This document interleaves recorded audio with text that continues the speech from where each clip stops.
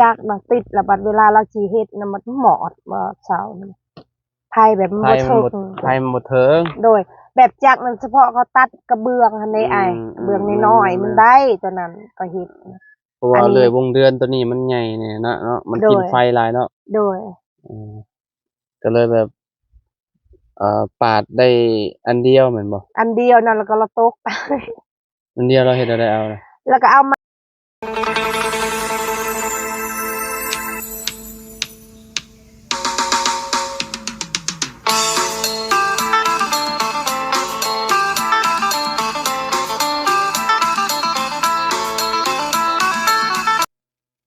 กราบสบายดี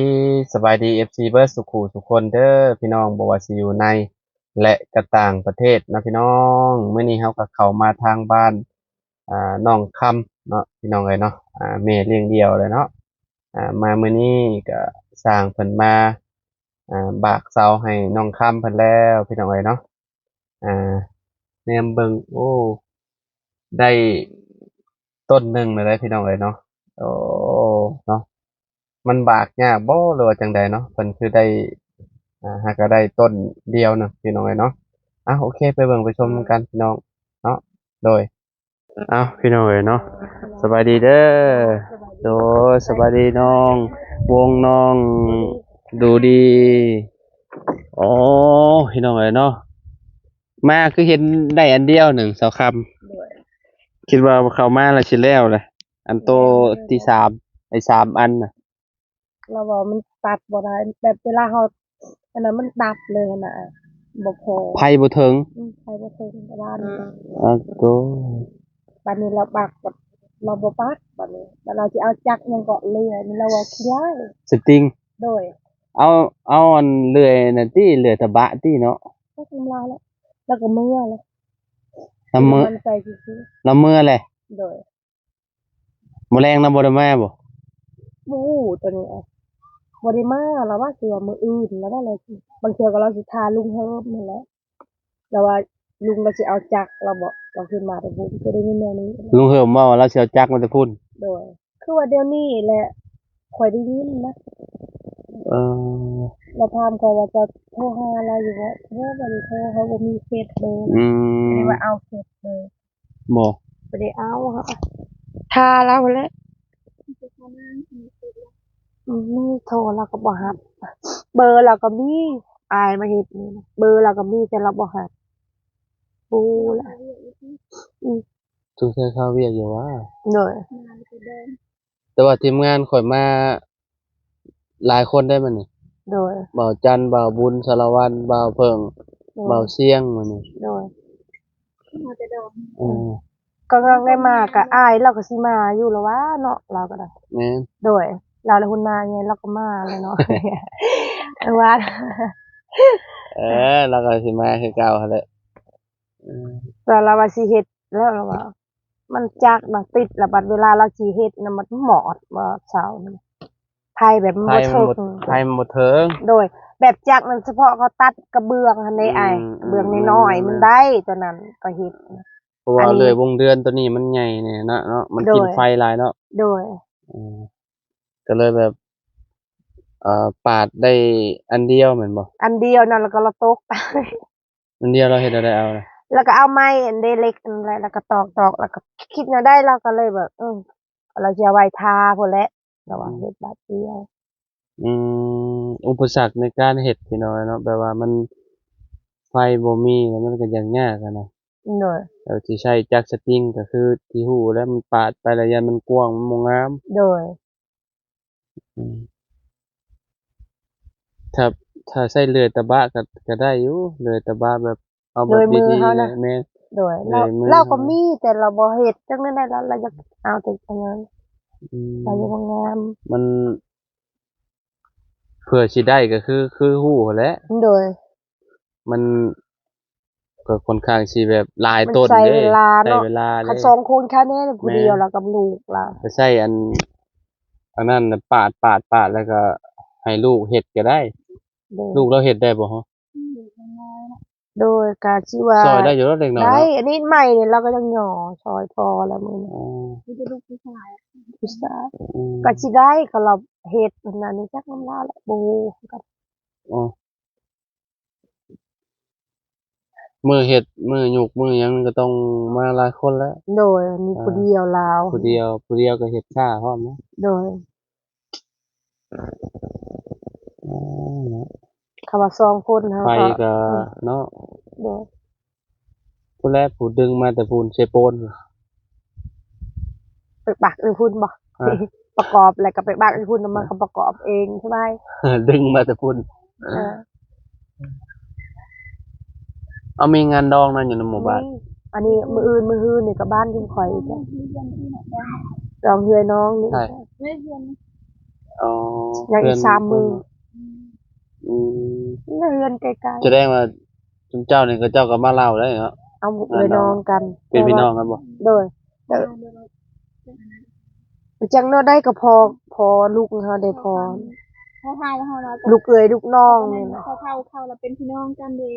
บ่เป็นพี่น้องเลยน้องของพ่อแล้วอายของพ่อแล้ว อืมต้องไปช่วยเวียกเพิ่นบ่ โดย เออ แต่น้องบ่ได้ไป ไป เนาะ มาแล้วเขาก็ไม่ได้เด็กกลัวจะข้ามสมานำเลย ฮะ กลัวจะข้ามสมานำเลย พวกเก่าฮะ ก็นี่มีเอาอยู่บ้านกลัวเก้าเขาทำเนี่ยมาเพื่อน อ๋อหมู่ยิงบ่ที่ว่าเอาอันผัวอยู่พุ่น แม่ อ๋อผัวเราน่ะเป็นบ้านเก่าผัวเจ้าโยกูจะไปพ้อกันแบบไดนี่เนาะ โทรศัพท์ พ้อกันในโทรศัพท์คือกันบ่ เด้อ เออพวกเจ้าก็บ่กล้าไปตี้เนาะดูดิไอ้โมเมนต์ดูดิอันน้องน้อยแสดงว่าสิได้เห็นหน้าพ่อเด้เนาะ จักสิเฮ็ดลูกบ่ญาติ ฮะ อย่าเอามือแต่เขา อย่าดม โอ้ก็บ่เอามือแล้วเฮาก็บ่ให้แล้วเนาะเราเลี้ยงจนใหญ่เลย บ่ญาติเนาะเราเมื่อประมาณว่าขนาดผัวนางนั้นมาแล้วว่าคิดบ่พอแล้วละแลนละญาติแต่ ผัว แลน ไผมา ได้นางอะนะ ไผแลนด์ ได้แฮอยู่ไอ้เนาะมัน30 ปีเนี่ย เดือน แกโดนนะซ้ำเฮาแล้วอายุแล้วเนาะ ฮะ มาพัวเรานะ30ปลายปี 30ปลาย 35 30ปลาย 34 34 35เนี่ย จำข่อยนี่เออ พัวแล้ว ก็บ่ได้เฒ่า34 35แต่ว่าเราหาอายุบ่หลายบ่ซ้ำเจ้าบ่ จำเขา 17 กัน เล่นกันก็ประมาณ10นิดหน่อยๆนะ เอาซ้ำนั่นแล้วมันจะบ่ดีเนาะอาย เอารุ่นอายเป็นหยังแล้วถึง ขนาดน้องนี่เอารุ่นอายบ่เห็นเขาสิหักเด้เร็วสิเอาวัยรุ่นอายุ14 15 เฮงสิมีพิษปากเสียงกันดิ โดน มันก็อยู่นํคน นั่นแหละ มันอยู่นำนิสัยคนแต่นำคนนิสัยบ่ดีก็ถึงว่าเจ้าสิอายุหลายก็คือเก่าอะแหละ โดย เนาะแม่นอายุหลายก็ความคิดแบบว่าบ่เป็นผู้ใหญ่ก็คือแบบตอนนั้นเด็กน้อยบางทีบางคนเพิ่นอาจสิอายุแบบน้อยก็จริง แต่ว่าความคิดเป็นผู้ใหญ่ก็มีก็หลายพี่น้องเอ้ยเนาะกินบ่งัวตอนนี้ บ่อีหล่ะพ่อแม่สิกล้าอันให้พ่อเฮ็ดหน้าอยู่บ่น้องน้อย ไม่ได้พอลูกนะ บ่ เอาอีกน้อย สิกล้าอยู่บ่บ่ได้พ่อกันจักปีแล้วก็ เป็นนาพอให้เลยนะ ฮะ เพิ่นบ่ได้พ่อกับพ่อเพิ่นจักปีแล้ว หลายปี5 ปีแล้ว 5 ปีแล้วเนาะไปเจอกันมันก็คือ บ่คือแล้ว บ่ ญาติ มันก็ย้านเนาะเด็กน้อยเนาะมันบ่มีความผูกพันเลยเด้ เราบ่ได้เคยอยู่ เอ นี่ อ ขณะก็สิถามว่าจะไปหาเราบอกบ่เพิ่นว่า อืม บ่ไป เพิ่นว่าเจ้าถามเพิ่นเออ เขาเมื่อ เพิ่น มา ระยะ นำ เราเนี่ยพ่อใหญ่นั่นแหละสิย่างมาหาลูกเรา อืม เราก็ต้องมาอยู่แล้ว เขาถามบ่เมื่อบ่อยู่นำเราบ่ อืม บ่อยู่นำเจ้า เขาไปแล้วก่อนนั้นน้ำขึ้นมาแล้ว อืม ไปทะเลที่นะ อืม แม่เลี้ยงมา แม่นเลยแม่เลี้ยงเฮาตั้งแต่ยังน้อยๆเนาะ แต่เรามาเวียกเราไปนั่นดองกันเด้ มีความผูกพันนะคะ แม่นนั่นแหละ ละบ่ได้ อืม ที่พอเป็นตอนไงด้วย อืม ที่ได้ถึงเลย อืม อันนี้น้อยมันมีนะ เลี้ยงเฮาตอนยังน้อยคืออยู่เนาะเลี้ยงจนฮอดอายุ10 ปีเฮาก็สิมีความผูกพันอยู่แบบนั้นถ้า คะแนนว่าน้อยอีหลีล้อกับบ่มีความผูกพันนี่ได้คะแนนว่าจากกับเจ้าก็ได้เนาะ โดย แต่ว่ามัน บ่ได้นอนบ่ฮู้ เขาลืมเด้แบบว่า ตอนยังน้อยให้แม่นอยู่ยังติดอยู่ตอนยังน้อยพอเขาจากกันแล้วก็คือแบบจบเลย จำคนอื่นนะเนาะแต่ว่ามัน คือน้องเพิ่นนี่แหละนี่มาอยู่พี่ดนแบบถ้าเห็นหน้าพ่ออีกจักมื้อก็งานแต่งนี่ฮะ วันที่5เขาสิลงมาคือ วันที่5พี่เข้ามาพี่เนาะ ได้ยินเขาเว้า วันที่5เพราะมื้อนี้ที่2เลย2 3อีก2 3มื้อเนาะเป็นหวัดดีเด้อบ่ ทรมานอีหลีมันจะหุกคอแบบจังได๋เป็นแบบคือขี้ตื้อ เจ็บคอ กินยาอัปวีเจ็บคอน่ะกลืนน้ำลายเจ็บคอบ่ บ่แบบ ฮะ เจ็บ สะเลด โดย เสลดคาคอบ่นั่น แห แห ละ ละ โดย เวลากลืนน้ำลายแล้วมันสิแบบ บ่ ติด กับปกติแบบมันอยากคาจักมันยัง เออ คือขี้โม นั่นแหละสะเลดกับเจ้าห้องสะเลดนั่นน่ะแม่นเวลาเฮากลืนแล้วมันคาจะรออยู่นั่นนี่เด้อืมจะต้องกินน้ำอุ่นเด้อ โดย ก็คามกินน้ำอุ่นบีบใส่บักนาว กินทุกมื้อได้มันจัง บางหน้ามัน มันจังละลายได้ใส่เกลือหน่อยนึงถ้ามีน้ำผึ้งก็บีบน้ำผึ้งไปเอาน้ำผึ้งใส่กับมะนาวแล้วก็กับน้ำตาลหน่อยนึงประมาณนี้มันสิหาย คือว่าบ่ได้หนาวบ่ได้หยังก็เป็นหวัด ให้กินหวานบ่ บ่ ฮะ ได้คิดหยังนะ แม่นบ่เอ่อสวัสดีน้องนางแล้วเราบ่บ่แม่น แล้วเรามาปลูกมันน่ะเอ่อฮะฮะหายแล้วบ่ไข่โอเคเนาะมีแต่คนเป็นไข้เป็นหนาวพี่น้องเอ้ยเนาะร้อนน่ะลิฝนสิตกอีกจังเกินเลเวลแล้วพี่น้องเอ้ยเนาะสร้างก็เมื่อแล้วเนาะ มือละ2มือแล้วไป 2มือยังบ่ทันได้ยังเราก็ดีใจว่าสิได้แล้วเนาะมื้อเช้านี่เพราะว่า เออ มันตัด บ่ บ่ ค่อย ได้ ค่อยก็ว่าเข้ามาคิดว่าเราน่าสิได้หลายต้นแล้วอ่ะอืม เราก็ดีใจแล้วมาแต่รถจักรได้มื้อเช้านี่กับลูกชายเนาะเพราะว่าติดเพราะว่ามันเวลาตัดก็บ่เห็นเลยหมดเลยอ้าวมันบ่ได้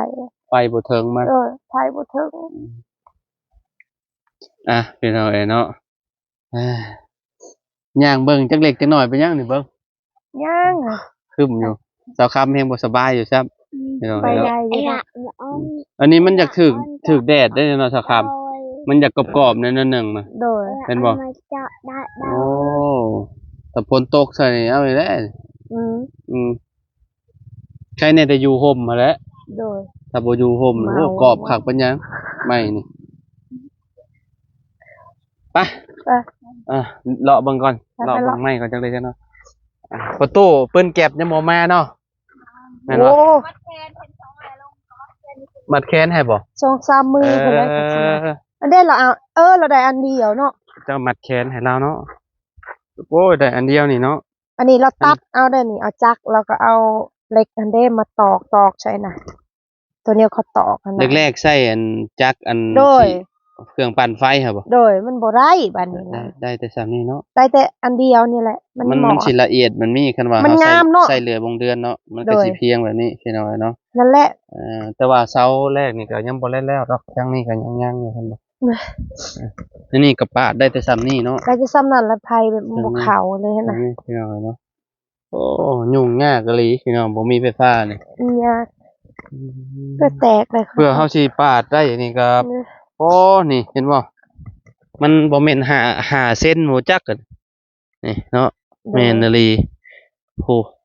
ปอกใหญ่ๆนี่คิดเอาแล้วแหละเผื่อสิ ผู้ อัน เดี นั้น ยว ได้ ซ้ำ เนาะ เนาะ แม่นเพื่อสิ บ่มี ปาดขาดพี่น้องเอ้ยเนาะโหปอกใหญ่ๆนึงปอกกว้างนึง โดย อืมแล้วเลยบัดนี้เนาะ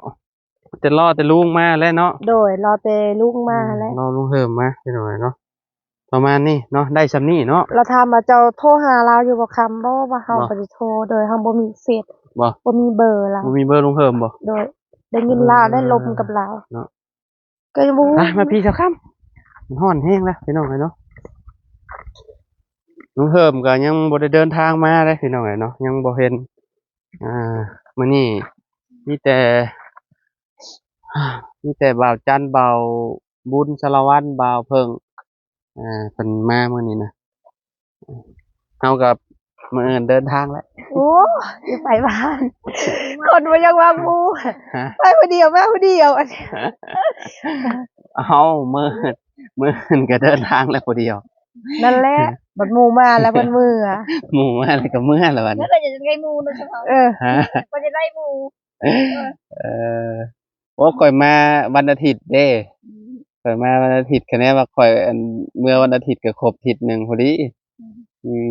ก็เลยเมื่อก่อน เมื่ออันด้ามมื้อ2มื้อนะบ่โดนดอกแล้วก็กลับมาแล้วพี่น้องเนาะเพราะว่าสร้างเพิ่นน่าสิประมาณมื้อ2มื้อก็น่าสิแล้วเฮ็ดเฮือนน้องไซหันน่ะเพราะว่าเพิ่นต้องมุ่งหน้าเฮ็ดเฮือนพ่อตู่อาเรียกแล้วบัดนี้พ่อตู่7 ปีแล้วพี่น้องเนาะเราก็คือที่เห็นนั่นแหละเรานอนเผาคุมื้อ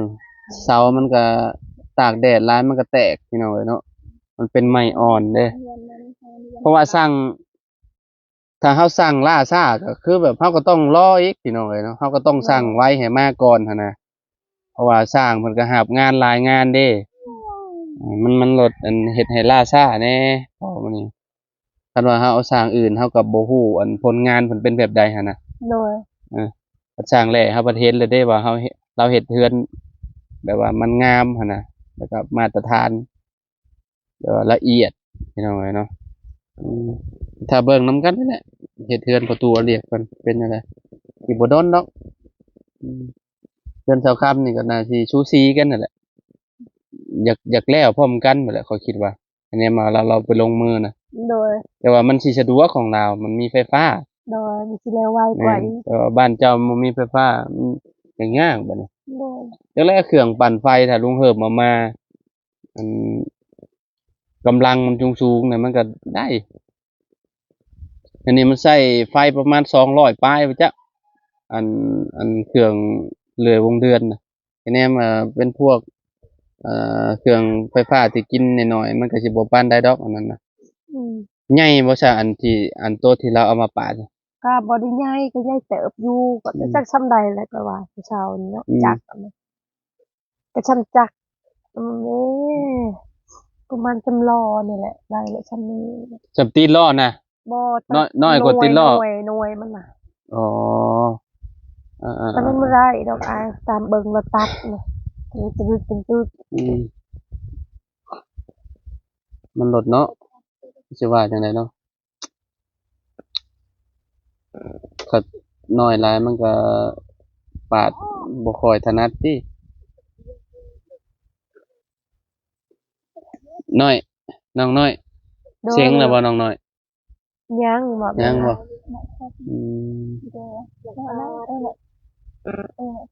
ในครูว่าน่ะ ไม่คู่ยังเขามาแต่แดง เอาคิดว่าในครูใช่ดอก มีต้นมะแง้วเฉยบ้านอันน่ะห้วยยืงพี่น้องเนาะ มีล่ะดิกน้อยก็จะไปเอามึงยานใช่ป่ะ ใช่อยู่บ่ใช่ ไกลบ่ ไม่เห็นเลยนะมันง่าย เอาสุกแล้ว เอามาซั่วติ ไปเอาไป เอามาซั่วติ เอาไอ้นอกแล้วเอานี่ เฮ้โอน เห็นไหมมันมีสูงตรงไหนขึ้นไหม ไปขึ้นได้ ต้นมันมีหลายบ่แถวนี้ฮะ คือบอลนั่นใช่หนังแต่ บ่ซาวนามันหลายบ่ต้นแถวนี้ ส่งต้น นั่งเรียนคืออย่าง แม่นเอาก็ได้วะ มาซั่วกินว่าคักได้ฮ้อนๆมันนี่กินชมสุกอยู่บ้านข่อยขายอยู่บ้านข่อยขายเต็มที่อยู่ ไปเอาไป มังอันนี้ ไป นะ เอาลองเบิ่งไป ไป บอกนั่นแหละใกล้ๆเนาะแม่เบิ่งเฮ็ดนี่นะ ใช่ เด้ใกล้ๆ เอาแนมไปหาแม่นบ่ โดย โอ้ยออนเอาอยู่สู้จะเห็นได้สุกว่าลายเนี่ยมันเรื่องๆจะว่าสู้ เหลืองๆก็ได้อยู่ ว่าได้เรื่องแน่มันแดง แดกเนาะไอ้นอกก็มา มาแงวมันก็แดง เรื่ เนาะ องแล้วไอ้ตัว อยู่บ้านน้ำเจ้าห้องคือกันบ่ห้องหมากหยัง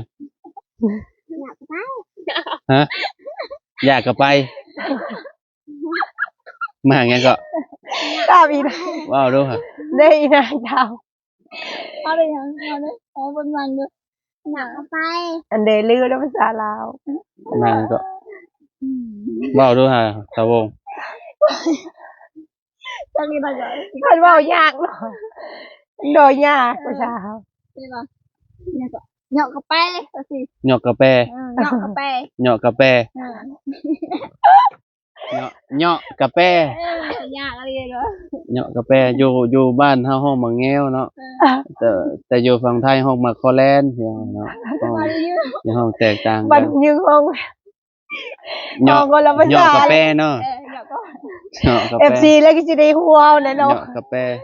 จาละเทิงมันคนละภาษาเด้ก็จาละอยู่หัวเขาหัวก็หัวเลย บ่ เนาะ มันคนละภาษาบ่มีไผหัวดอก เพราะว่ามาก ก็เว้าง่ายอยู่ตัวนี้ มาก ภา ไม่ ษาสมคอยนั่น มากไม่มันก็แต่ว่าเพิ่นก็สิห้องแตกต่างกันหั่นแหละ พูดได้ แต่ ผ่า ละ นหมู่ก็เบาจังเนาะ แต่ละพื้นที่มันบ่คือกัน แล้วเพิ่งกินหมู่ในหัวก็ ฮะ ว่าก็หมู่คนก็หมู่เขาเอามันก็ อืม เพราะว่าเราถึงกิน อืม ดิแน่นเด้อเราถึงมันต่างกัน อ่าอ๋อเนาะต้นนี้ก็มีนี่แต่ว่ามันยังบ่นั่นมันยังบ่สุกซ้ำมันยังบ่นั่นเนาะ จักรจันทร์ก็จัก เพื่อละก็ว่าจะ ยังบ่เหิมซัก อยู่หมองนั่นนี่ ชาวบ้านหนองวงอ่ะพี่น้องเอ้ยเนาะแต่ว่ายังนอนเก้าต้นคือกัน นอนอยู่หั่น นอ ได้ น เจ้าของคือลูก เจ้าของอีกหลายปีแล้วจะสิปลูกเนาะ นาทีจะ จะสิปลูก จะสิปลูกให้ต้นชาวลูก ถ้ามันลูกมันมีแห้งอยู่ ไปหาเงินกับอิฐบล็อกและขั้นตอนแรกเนาะแต่อิฐบล็อกแล้วก็ต่อมาก็เป็นพวกไม้โครงหลังคาบาน คืนแล้ว ไม้โครงหลังคานี่ก็ระดับ30,000ขึ้นไปเนาะ10ปลายล้านหมดแล้วเนาะเพราะเพื่อจะหาเงินได้10ปลายล้านนี่ก็ผมจะงอก สองปีพุ่นแหละ ฮะ 2 ปี คือจุมเจ้าเห็นงานแบบไปอยู่น้ำเขาน่ะ กินอยู่น้ำเขาน่ะก็เดินน่ะ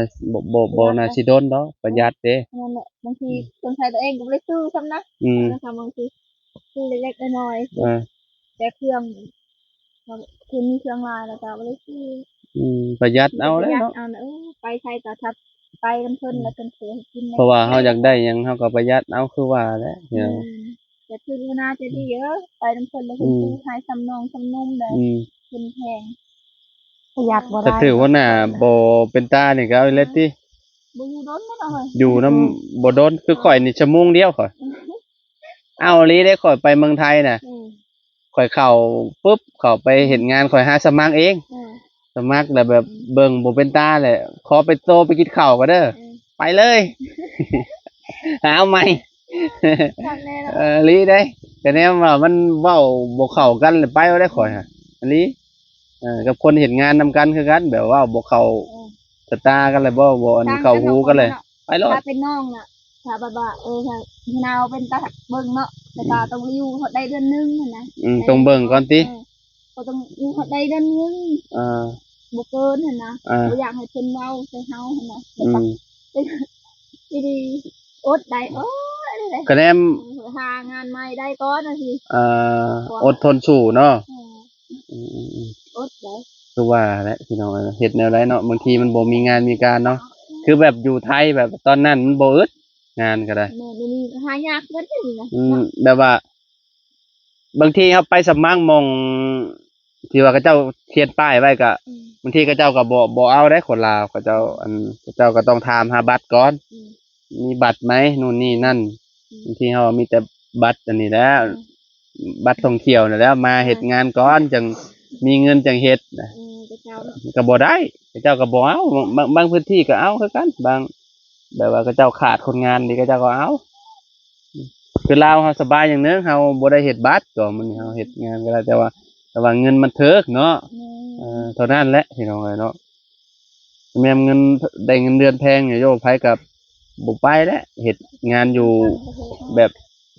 ต่างบ้านต่างเมืองตัวเองหั่นนะเนาะ โดย แล้วก็อยากอยู่แถวบ้านตัวเองแล้วเวลามามันก็สะดวกสบายค่ารถก็สิบ่แพงปานใด